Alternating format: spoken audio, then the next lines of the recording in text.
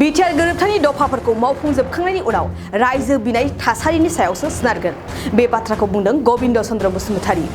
रायजोनि लुबैनाय बायदियै बिटिआर गोरोबथानि दफायाव थानायखौ मावफुंनानै दिनै उदालगुरि जिल्लानि भैरबकुन्द आसाम आरो अरुणाचल रायजोनि सीमा दनस्रि दैमायाव 34 कौटि बाजेटजों बानायनो लानाय दालांनि लाइट खुन्थिया बेखेवनाय समाव बाहागो लानानै बिटिआरनि लेङाइ गाहाय मावफुं सोद्रोमा गबिन्द चन्द्र बसुमतारी बिथाङा बे दालां जायोब्ला आसाम आरो अरुणाचलनि थांलाय फैलायनि सुबिदा जागोन आरो भैरबकुन्द ओनसोलाव फैबाय थानाय समाव सोलोंथायारि फसंथानफोर जानो थांगासिनो दं बेफोराव अरुणाचल रायजोनिफ्रायबो थांलाय फैलायाव मदद जागोन आरो गुबै भुटान हादोर आरो अरुणाचल रायजोनि चाइनानि सीमानि थाखाय रैखाथि हान्जानो बे दालाङा जोबोद मदद होगोन होननानै बुङो लोगोसे बुंबावो बिटिआर गोरोबथानि दफाफोरखौ मावफुंजोबखांनायनि उनाव रायजो बिनाया थासारिनि सायावसो सोनारगोन आरो सीमा बारायनाय आरो गामि सोसननाय दानख'नायनिफ्राय सोसननाया बांसिन जागोन आरो बिनि सायाव सावरायबाय थानाय जादों होननानै फोरमायो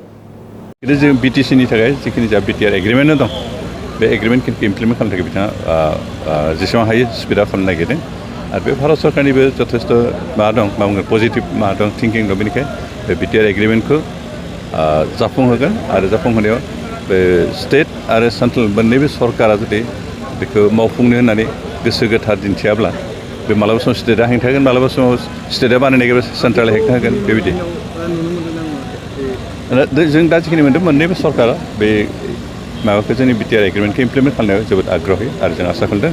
जे अन्तत थाबैनो जोंनि बिटिआरनि जिखिनि टार्म्स एन्ड कन्डिसननि जिखिनि क्लजेसफोर दङ बे गासैबो मावफुंजानाय जाहैगोन दलं बनायनायाव जेसेबांखिनि बाजेट लादों बियो थोजासे नङा होननानै ओनसोलनि रायजोफोरा बेखौ एक्सुवेलि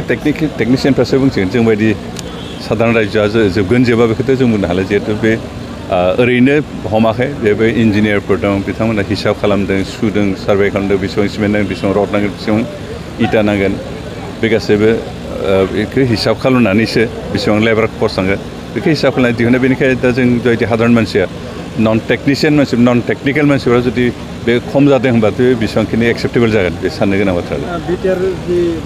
सोसननाय आरो गामि सोसननाय आरो दानख'नायनि बिटिआरनि जि दफा बियो सावरायबाय थानाय जादों होनदों थाबैनो जि ना बेथ' जाफुंबाय दा बे सावरायनाय जागासिनो दं बे जोंनिफ्राय जेसेबां हायो बेखौ थाबैनो जाहोनायनि बेब'स्थाखौ जों लाबाय थादों खौरां बिजोङाव माने गोसारजों गोबां गामिफ्रा दानख'जानायनि बाथ्रा दानख'जानायनिथ' बाथ्रा थाया किसु दानख'जागोन खिन्थु जोंहा जेसेबां मादों आसा खालामदों दानख'जानायखाय हाबनाया बांसिन जाखागोन गोदान रायजो दानायनि मोनसे बे उननि बाथ्रा जों जा सिमाखौ थि खालामनो लागोन बेखिनिखौ बे रायजो लानाय लायैया सोरबा जुदि बुंदोंबा रायजो मोननायाथ' जोंहा रावबो बाजानाय गैया खिन्थु दानि थासारियाव जों रायजो नांगौ होननाय थासारि फैथ'वाखै जिहेतु मोनसे एग्रिमेन्ट जादों बे एग्रिमेन्टखौ जों इमप्लिमेन्ट खालामखांनायनि उनाव सिटुवेसना मा दै बिनि सायावसो निभर खालामगोन रायजोफ्रा लुगैबा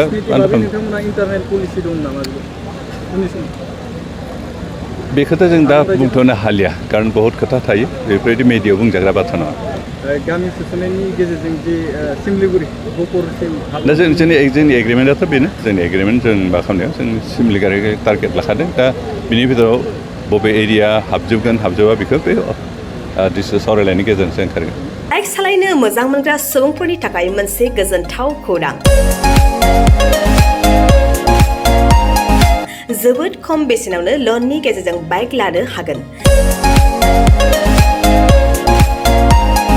क'क्राझार जिल्ला सेरफांगुरियाव थानाय पंका एन्टारप्राइजआव मोनसे गोदान खाबु लाबोदों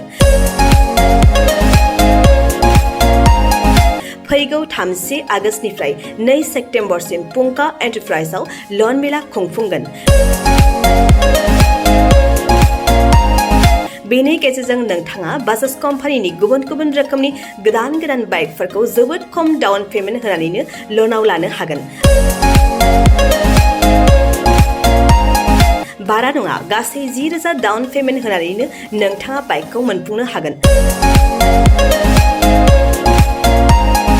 जोबोद खम बिबांनि सुदआवनो गारिफोरखौ लानो हानायनि खाबु मोनगोन बाइकजों लोगोसे बेसेन नाङाजासे हेलमेटबो मोननो हागोन 1,000 रांजों नोंथाङा बुकिं खालामग्रोनानैबो दोनहरनो हागोन बेजों लोगोसेयैनो नोंथांनि गोजाम जानाय गासैबो रोखोमनि बाइक स्कुटिफोरखौबो सोलाय सोल' खालामनायनि खाबुखौबो मोननो हागोन